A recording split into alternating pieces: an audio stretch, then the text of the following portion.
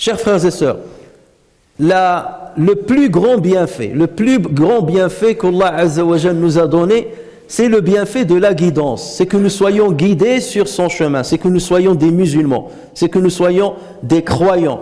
Ça, c'est le plus grand bienfait que puisse espérer un être humain dans cette existence.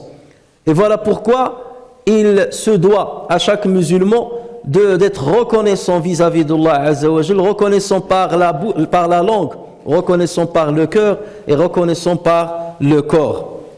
Et bien entendu, le mérite de cette guidance revient à Dieu, puisque c'est lui qui nous a révélé son livre, le livre éternel, le livre qui regorge de preuves de son existence, le livre dans lequel on trouve les jalons qui illuminent le chemin que nous devons suivre sur cette terre. Et nous devons remercier Allah Azza wa Jal sur ce livre-là, sur la capacité de pouvoir lire ce livre-là, de détenir ce livre-là, de découvrir les trésors qui existent dans ce livre-ci.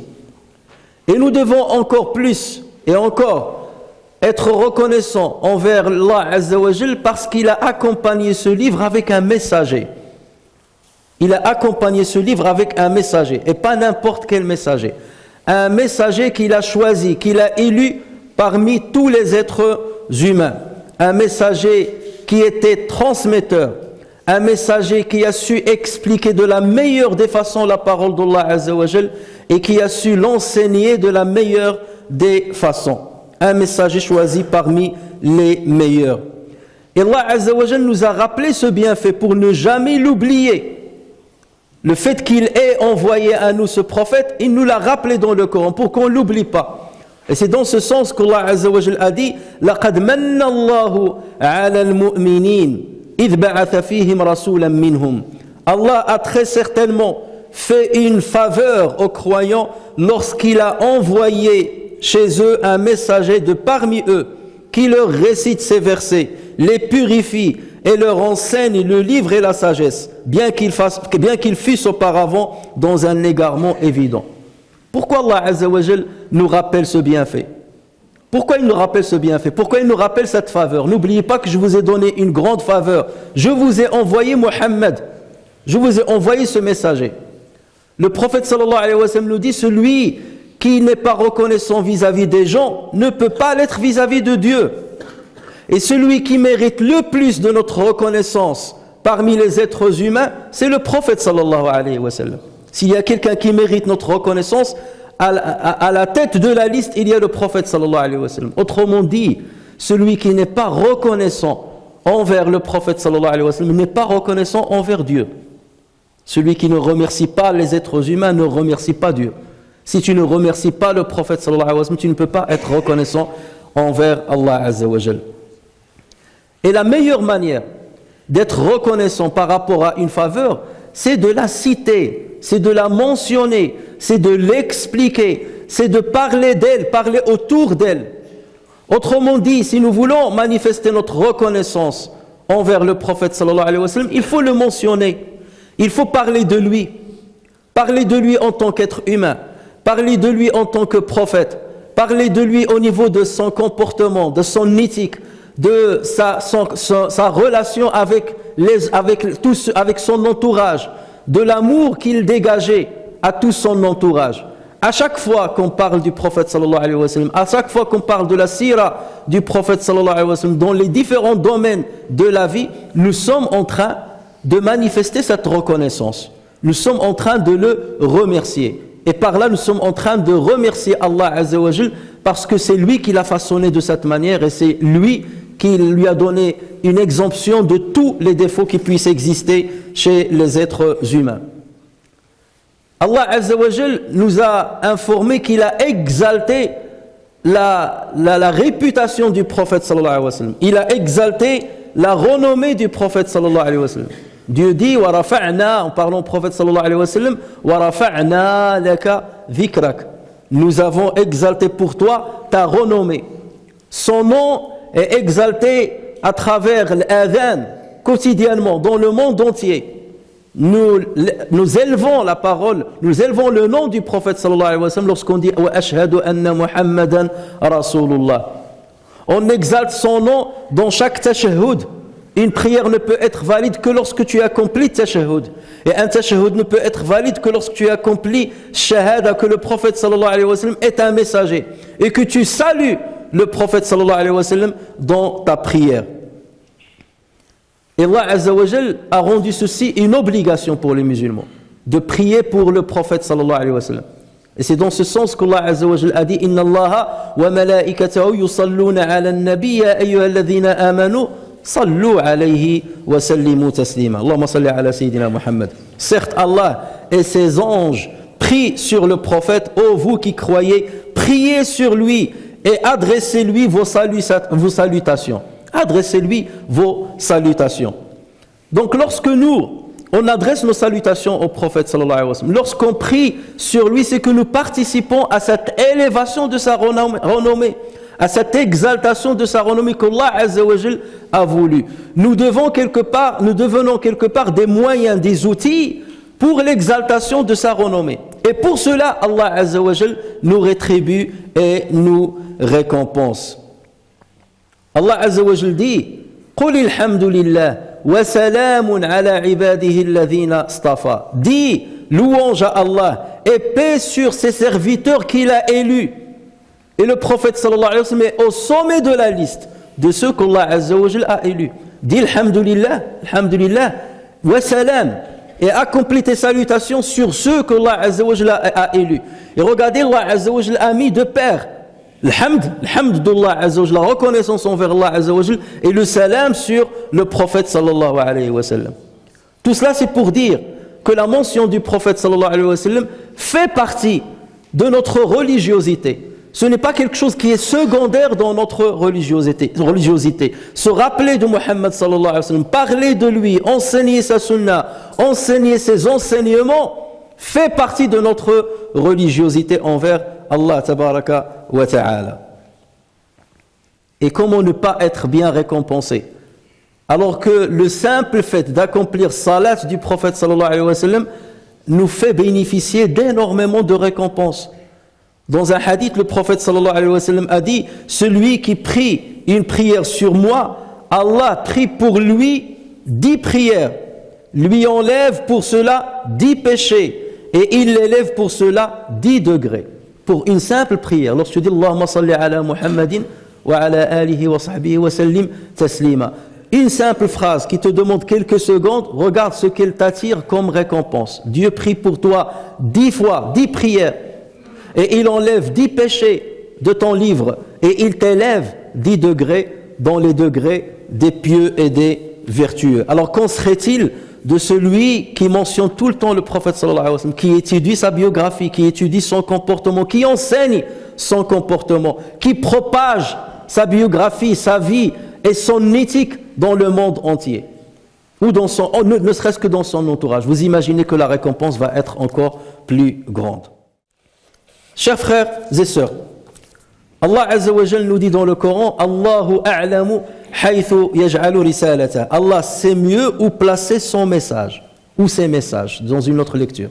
Allah sait mieux où placer son message. Autrement dit, Allah Azza wa Jal crie parmi les êtres humains ceux qui méritent de recevoir son message. Il ne donne pas son message à n'importe qui. Il ne confie pas le message pour être transmis à l'humanité à n'importe qui. Allahu a'lam, c'est avec savoir qu'Allah Azza wa Jal a choisi le prophète sallallahu alayhi wa sallam. Il l'a élu par rapport à tous les êtres humains pour lui confier le dernier des messages, celui qui complète tous les messages, celui après lequel il n'y aura pas d'autres messages, pour lui confier la responsabilité de la plus grande communauté, de la plus belle des communautés qui a été sortie dans l'existence, celle des musulmans. Et le prophète sallallahu alayhi wa sallam n'a pas été choisi par Allah Azza wa Jal par hasard. Allah Azza wa Jal l'a élu dans tous les domaines. Il l'a élu pour lui et il a élu de lui. Il l'a élu au niveau de sa physionomie. Il y a énormément de livres qui parlent de Shama'il Muhammad sallallahu alayhi wa sallam, et entre autres de la physionomie du prophète sallallahu alayhi wa sallam. Comment était son corps? Il avait un corps parfait. Et nous devons justement lire ces livres-là et connaître ces livres-là et connaître cette description du prophète sallallahu alayhi wa sallam. Comment était son nez, comment était son visage, comment était sa main qui était douce. Le simple fait de lire ça, c'est que tu es en contact avec le prophète sallallahu alayhi wa sallam. Tu es en train de le remercier, tu es en train d'être reconnaissant vis-à-vis d'Allah Azza wa Jal qu'il a élu et qu'il a envoyé. Allah Azza wa Jal lui a élu les meilleurs prénoms, les meilleurs noms, les meilleurs surnoms, les meilleurs attributs. C'est ceux qui existent chez Muhammad sallallahu alayhi wa sallam. Il a élu pour lui les meilleurs compagnons. Chaque prophète avait des compagnons. Chaque prophète avait des compagnons. Mais les meilleurs des compagnons d'un prophète qui ont existé, c'est les compagnons du prophète sallallahu alayhi wa sallam. Dieu les a triés, il les a élus pour lui, pour qu'il porte justement la charge de ce dernier message. Et il a élu de lui, parmi ses compagnons, les meilleurs qui ont géré la gouvernance juste après sa mort. Khulafa ar-Rashidoun. Ce sont les élèves du prophète sallallahu alayhi wa sallam. Il les a élus parmi ceux que le prophète sallallahu alayhi wa sallam a enseignés. Et c'est ainsi de suite, c'est comme ça qu'Allah Azza wa Jal a protégé le message, il a protégé le dhikr. Inna nahnu nazzalna dhikra wa inna lahu lahafidhun. Allah Azza wa Jal lam yaqul inna nahnu nazzalna al-Qur'an. Dieu n'a pas dit nous avons descendu le Coran et c'est nous qui le protégerons, ou qui le protégeons. Il a dit c'est nous qui avons descendu le rappel et c'est nous qui le protégeons. Et le rappel, c'est une description, un qualificatif qui qualifie un ensemble. Le Coran à la tête de cet ensemble. Le prophète sallallahu alayhi wa sallam a été protégé, il fait partie de cet ensemble. L'enseignement du prophète sallallahu alayhi wa sallam fait partie de cet ensemble. Les hadiths du prophète sallallahu alayhi wa sallam font partie de cet ensemble. Allah Azza wa Jal a protégé le dhikr qui tourne autour du Coran pour qu'il soit transmis d'une génération à une autre génération parce qu'Allah Azza wa Jal a garanti la pérennité de ce message jusqu'à la fin du monde.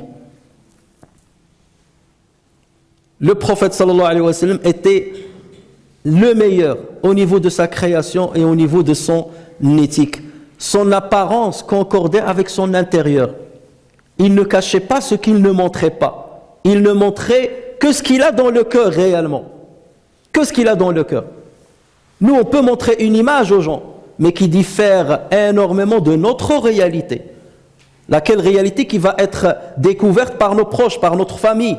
Ou bien une partie d'ailleurs, ils vont découvrir une partie de nos défauts. Mais le prophète sallallahu alayhi wa sallam, on n'a pas vu chez lui un défaut apparent. Parce qu'il n'a pas un défaut caché. Il est transparent. Et voilà pourquoi il a gagné le cœur des gens. Avant de gagner leur esprit. Voilà pourquoi les compagnons étaient prêts à donner leur vie pour lui. Fidaka ummi wa abi, à donner leurs parents pour le prophète sallallahu alayhi wa sallam. Donner leur vie pour le prophète sallallahu alayhi wa sallam. Parce que dans leur cœur s'est enraciné un amour incommensurable. Et nous allons nous arrêter sur les noms et les attributs du prophète sallallahu alayhi wa sallam, sur lesquels des ouvrages ont été rédigés. Il y a même certains qui ont rédigé, ou bien qui ont compté 1000 noms et attributs au prophète sallallahu alayhi wa sallam. Et ceci ne doit pas nous étonner. Ne doit pas nous étonner. Pourquoi? Parce que c'est le meilleur être humain. C'est le meilleur être humain. À chaque fois qu'il y a une qualité chez un être humain dans l'existence, le prophète sallallahu alayhi wa sallam a cette qualité. Et par cette qualité, tu vas lui donner un attribut. Donc, première qualité, un attribut. Deuxième qualité, un attribut. Troisième qualité, quatrième, et ainsi de suite. 1000 noms et attributs que certains ont donnés au prophète sallallahu alayhi wa sallam. Dans le Coran, Allah Azza wa Jalla n'a cité qu'une petite partie de ces qualités.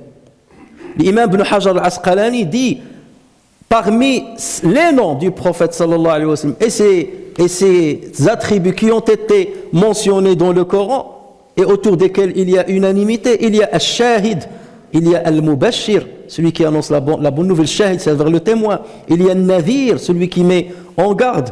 Il y a al-Mubin, celui qui explicite son message, qui le transmet de la meilleure des façons. il y a Ad-Da'i ila Allah, celui qui appelle à Dieu. Il n'appelle pas pour sa personne, il appelle à Allah Azza wa Jal. As-Siraj Al-Munir, celui qui brille par sa lumière. Al-Mudhakkir, celui qui rappelle aux gens le nécessaire. Celui, Ar-Rahma, la miséricorde. Al-Ni'ma, le bienfait, la faveur. Al-Hadi, le guide. Al-Shahid, le témoin. Al-Amin, le doué de confiance. Al-Muzammil, Al-Muddathir, celui qui est couvert. Mais parmi tous ces noms et tous ces attributs, il y en a 5 par lesquels le prophète sallallahu alayhi wa sallam se distingue de tous les êtres humains.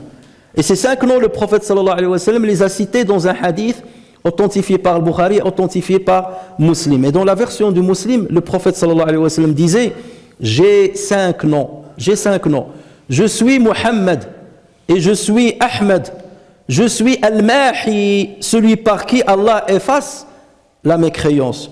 Je suis Al-Hashir, celui après qui les gens seront ressuscités. Je suis Al-Aqib, celui après qui il n'y aura pas de prophète. Et Dieu m'a surnommé compatissant, miséricordieux. » Et nous devons, en tant que musulmans, nous rapprocher un petit peu de ces noms-là et comprendre leur sens et leur essence pour découvrir qui était Muhammad sallallahu alayhi wa sallam. Beaucoup parmi nous sont étrangers à Muhammad sallallahu alayhi wa sallam. Ils y croient. Ils élèvent toujours le slogan wa ashhadu anna Muhammadan Rasulullah. Mais lorsque tu lui dis parle-moi de ce prophète-là, comment il était, ce qu'il faisait, comment était son éthique, parfois on reste bouche bée, on ne sait pas dire grand-chose.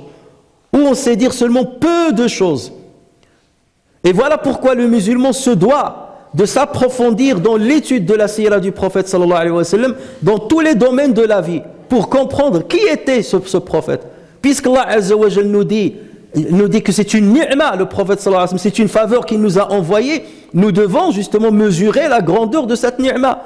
Mais tu ne peux pas la mesurer si tu ne la connais pas, si tu ne connais pas son essence. Voilà pourquoi tu dois te pencher, tu te dois de te pencher sur ce qui est Muhammad sallallahu alayhi wa sallam. Parce que nous sommes tous des adhérents à ce prophète, des adhérents de la religion de ce prophète, mais il y a ceux parmi nous qui sont coupés de lui, ou relativement coupés, et ceux qui sont liés à lui, ou plus ou moins liés à lui. Tout dépend de la connaissance qu'ils ont de lui, et de la teneur de cette connaissance. Chers frères et sœurs, on va commencer déjà par les 2 premiers noms du prophète sallallahu alayhi wa sallam, à savoir Muhammad et Ahmed, ceux par lesquels il est le plus connu. Muhammad et Ahmed sont 2 noms du prophète sallallahu alayhi wa sallam qui dénotent 2 grandes qualités chez lui. Sa qualité au niveau de son comportement avec les êtres humains et sa qualité dans son comportement avec Allah tabaraka wa ta'ala. Muhammad, c'est un nom qui va te montrer comment le prophète sallallahu alayhi wa sallam se comportait avec les gens. Et Ahmed, c'est un nom qui va te montrer comment le prophète sallallahu alayhi wa sallam se comportait avec Dieu. Parce que Muhammad, ça veut dire quoi? Muhammad, c'est un superlatif du mot Mahmoud, c'est-à-dire quelqu'un qui est loué. Et Muhammad, ça veut dire quelqu'un qui est extrêmement loué, Et lorsque le prophète sallallahu alayhi wa sallam a acquis ce nom-là, et personne avant lui dans l'existence des êtres humains ne s'est fait appeler Muhammad. C'est le premier dans l'histoire qui a commencé par être appelé Muhammad. Allah Azza wa Jal a guidé sa famille pour qu'il l'appelle ainsi. Et pas pour rien, parce qu'il y a une concordance parfaite entre le nom et ce qu'il est réellement. Nous, parfois, on voit une grande discordance entre les prénoms que nous portons et notre comportement, ce que nous sommes réellement. Combien parmi nous s'appellent Muhammad? Combien de nous s'appellent Muhammad? Mais est-ce pour autant qu'ils sont extrêmement loués? C'est ça le vrai sens de Muhammad. C'est que tu es extrêmement loué par tout le monde. Par tout le monde. Est-ce que c'est le cas pour nous lorsqu'on porte ce nom-là? C'est vrai, nos parents parfois nous le donnent en espérant que cet enfant-là soit à la hauteur, il se rapproche de la grandeur du prophète sallallahu alayhi wa sallam, soit à l'image du prophète sallallahu alayhi wa sallam. C'est un espoir des parents. Et nous, on faillit à cet espoir de nos parents en commençant à travestir le sens de ce nom. Il fut appelé Muhammad parce qu'à chaque fois que tu vois en lui quelque chose, tu le loues. À chaque fois que tu le vois en tant qu'être humain, comment, sa physionomie, tu le loues. Tu vois comment il parle, tu le loues. Tu vois comment il se comporte, tu le loues. Tu vois comment il agit, tu le loues. À chaque geste, même lorsqu'il ne parle pas, sans silence, tu vas le louer. Sans mouvement, tu vas le louer. Lorsqu'il dort, tu vas le louer. Tout ce qu'il fait dans sa vie est loué. Voilà pourquoi on l'appelle Muhammad. Il est extrêmement loué. Et Hassan ibn Thabit, son poète, a dit sur lui, son nom, c'est-à-dire le nom du prophète, fut déduit du sien, fut déduit du nom de Dieu. Son nom fut déduit du sien pour le faire grand. Le détenteur du trône est Muhammad, le détenteur du trône est Mahmoud, et celui-là est Muhammad. Autrement dit, Allah Azza wa Jal, parmi ses noms et ses attributs, il est le Hamid, il est Al-Hamid, le loué par excellence. Le loué par excellence. Là aussi, c'est un superlatif. Et Allah Azza wa Jal a déduit de son propre nom un nom qu'il a attribué au prophète Muhammad sallallahu alayhi wa sallam. Lui, il s'appelle Al-Hamid, et il a voulu que son messager, son dernier messager s'appelle Muhammad. Un nom déduit du nom de Allah tabaraka wa ta'ala. Et rien que cela, si Allah Azza wa Jal l'a fait, c'est que cet homme-là mérite énormément. Et que cet homme-là a un degré qu'on ne peut imaginer auprès de Allah tabaraka wa ta'ala. Et voilà pourquoi le musulman doit connaître les qualités du prophète sallallahu alayhi wa sallam. Comme ça, lorsque tu vas dire « je crois en Muhammad », tu sais ce que tu dis. Lorsque tu dis « j'atteste que Muhammad est le messager de Dieu », pour toi, Muhammad, c'est un nom, c'est seulement pour l'identifier. Non. Lorsque tu connais le comportement du prophète, l'éthique du prophète, comment il se comportait avec ses enfants, avec ses petits-enfants, avec ses femmes, avec les grands, avec les petits, avec les amis, avec les ennemis. Lorsque tu vois tout ça, lorsque tu maîtrises sa biographie, dans les moindres détails, au moment où tu dis « Ashhadu anna Muhammadan », ça veut dire « j'atteste que cet homme qui a tellement de qualités qu'il est Muhammad, qu'on ne peut que louer, est le messager de Dieu ». Donc même dans le slogan que tu vas prononcer, il y a un fond, il y a une essence, il y a une profondeur, plutôt que ce soit seulement des paroles rébarbatives qu'on répète ça et là. Enfin, chers frères et sœurs, le nom Ahmed. Ahmed, donc, il fait référence à la relation du prophète sallallahu alayhi wa sallam avec Dieu.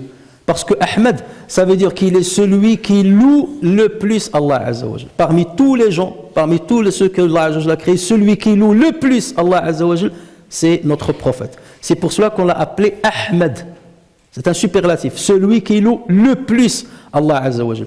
Donc nous devons prendre exemple sur le prophète sallallahu alayhi wa sallam dans son Muhammadiyya, c'est-à-dire la louange des gens pour lui. Et nous devons prendre exemple sur le prophète sallallahu alayhi wa sallam sur son Ahmadiyya, ça veut dire ses louanges à Allah tabaraka wa ta'ala. Et c'est comme ça que nous réaliserons une concordance entre le slogan que nous prononçons, Ashhadu anna Muhammadan Rasulullah, et ce que nous ressentons et ce que nous faisons par rapport à lui. Ou le hamd, comment le hamd se fait? Il se fait avec l'adoration. Puisqu'Allah tabaraka wa ta'ala a dit Balillaha fa'bud wa kun mina shakirin. Adore Allah seul et sois du nombre des reconnaissants. Adore et sois reconnaissant. Adore et loue. Donc les louanges de Dieu se font avec l'adoration. Le prophète sallallahu alayhi wa sallam était le meilleur des adorateurs d'Allah Azza wa Jal. Et c'est pour cela qu'il doit être notre repère, par rapport auquel on doit se repérer. Notre échelle par rapport à laquelle on doit mesurer nos actes. Tu regardes ta prière et tu la mesures à la prière du prophète sallallahu alayhi wa sallam. Tu regardes ton istighfar et tu le mesures au istighfar du prophète sallallahu alayhi wa sallam. Tu regardes ton jeûne, et je ne parle pas des obligations seulement, tu parles de ton jeûne et tu le compares au jeûne du prophète sallallahu alayhi wa sallam. Tu regardes ton rapport avec le Coran et tu le compares au rapport du prophète sallallahu alayhi wa sallam avec le Coran. Et c'est là où tu vas voir que tu es à des années-lumière de ce qu'était le prophète sallallahu alayhi wa sallam. Et c'est là que tu vas avoir honte. Et cette hantise, normalement, elle doit catalyser une petite volonté chez toi, de dire c'est grave là où je suis. J'appartiens à la communauté du meilleur prophète et je m'identifie au meilleur des prophètes et je suis à des années-lumière de son comportement et de son adoration. N'est-ce pas Allah Azza wa Jal qui dit ce qui signifie en effet, vous avez dans le messager d'Allah un excellent modèle à suivre pour quiconque espérant Allah et au jour dernier et invoque Allah fréquemment. Le meilleur modèle. Inspirez-vous de ce modèle-là. Donc je dois me dire quel est mon degré d'inspiration du prophète. Et mesure et tu dis, voilà, moi je suis là, ou là je suis là, ou là je suis là. Et bien entendu, on sera généralement très bas. Et c'est là où on doit se dire, il est temps de se réveiller, il est temps de se réveiller.